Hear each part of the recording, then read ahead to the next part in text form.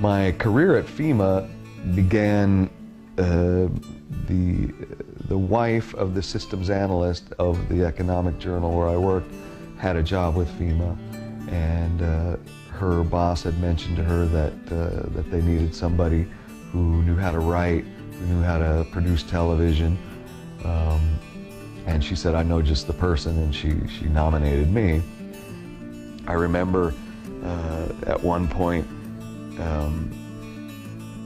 running to catch a helicopter with my camera on my shoulder, eating a sandwich, and my cell phone ringing all at the same time. And I remember thinking, wow, this is a cool job, something I want to do. After a while, I began being involved in natural disasters and other catastrophes, including terrorist attacks or accidents at munitions depots, for example. A lot of installations where they develop or storage or transport weapons of mass destruction, including chemical, biological, and nuclear weapons.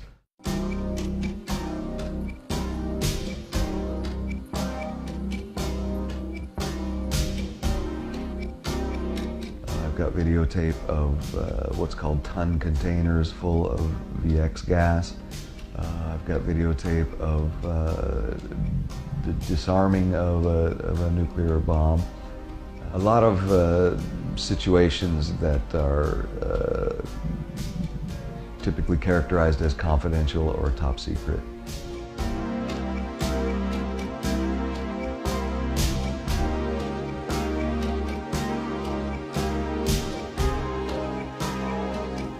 Because of the level of confidence that they had in me, on the morning of September 11th, 2001, I was called by my boss at FEMA to travel to New York City to be the official videographer at the perimeter of the World Trade Center. This is a box of some of my things from FEMA, from my years responding to catastrophes and disasters. Let's see what we have here. To me, things began to appear out of the ordinary or even suspicious right from the beginning.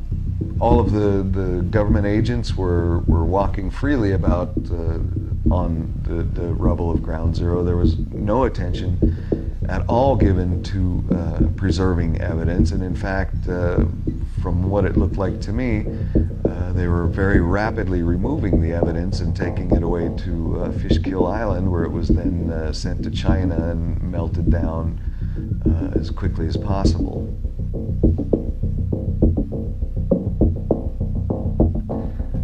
To me, the most suspicious thing of all of what happened on September 11th is what happened to Building 7 of the World Trade Center. Very few people know that in fact 3 buildings collapsed. This building was not hit by any airplane, didn't have any structural damage as a result of any airplane, or much structural damage as a result of the Twin Towers falling.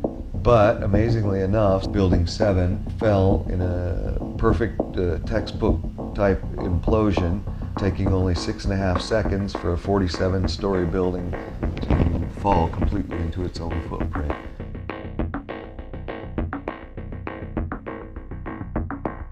This to me indicates that there was absolutely no resistance between the floors when the building collapsed.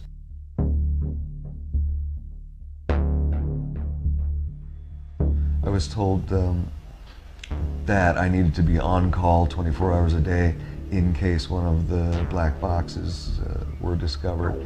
The chances were good that at least one would be found. However, these indestructible black boxes, not even a molecule was found. Supposedly they were vaporized in the collision. But I have footage of the seats of the airplane, landing gear, the rubber tires, aluminum fuselage. A lot of things that are a lot more sensitive to heat and impact than a black box, and yet they somehow managed to survive the collision. whereas the black boxes, oddly enough, did not.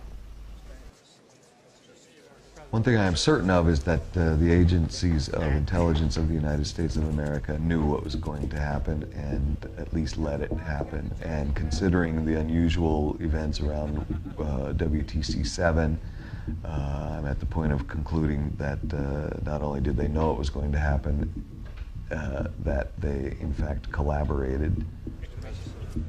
Thanks for being here. Appreciate it. Thanks.